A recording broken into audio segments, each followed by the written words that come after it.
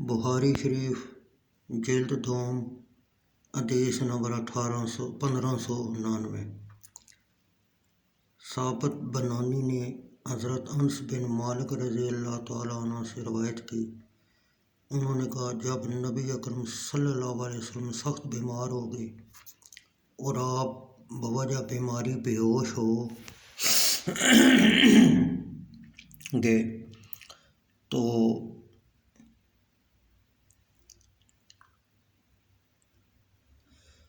تو حضرت فاطمہ الزہرا رضی اللہ تعالیٰ عنہ نے کہا، ہائے میرے والد کو سخت تکلیف ہے۔ آپ صلی اللہ علیہ وسلم نے فرمایا، اے فاطمہ، آج کے بعد تمہارے باپ پر کوئی تکلیف نہیں ہوگی۔ اور جب آپ کا وصال مبارک ہو گیا، حضرت فاطمہ الزہرا رضی اللہ تعالیٰ عنہ نے کہا، اے ابا جان، جس نے اللہ عز و جل کی دعوت کو قبول کر لیا، اے ابا جان، آپ کا ٹھکانہ جنت الفردوس ہے۔ اے میرے پیارے والد، ہم آپ کی وفات کی خبر حضرت جبرائیل کو دیتے ہیں۔ اور جب آپ صلی اللہ علیہ وسلم کو دفن کر دیا گیا تو حضرت فاطمہ الزہرا رضی اللہ تعالیٰ عنہ نے کہا، اے انس بن مالک، تم کو کیسے گوارا ہوا کہ تم نے رسول اللہ صلی اللہ علیہ وسلم پر مٹی ڈالی؟ باب نمبر 555، حدیث نمبر 1590۔ بخاری شریف جلد دوم۔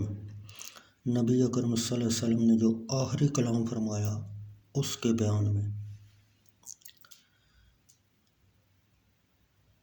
زہری نے کہا، سعد بن مسیب نے اہل علم میں سے چند لوگوں سے مجھے بیان کیا کہ ام المومنین حضرت عائشہ رضی اللہ تعالیٰ عنہ نے کہا، نبی اکرم صلی اللہ علیہ وسلم بحالت صحت فرمایا کرتے تھے کہ نبی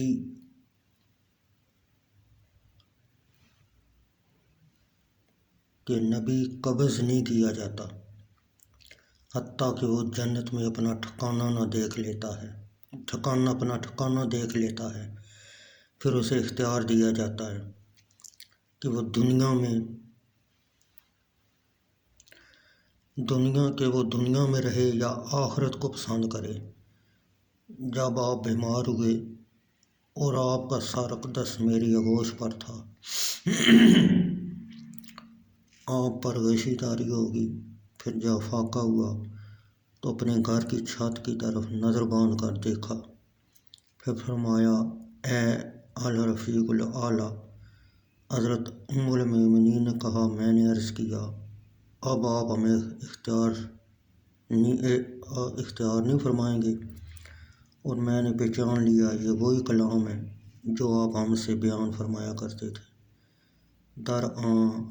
حالیہ کہ آپ بحالت صحت تھے۔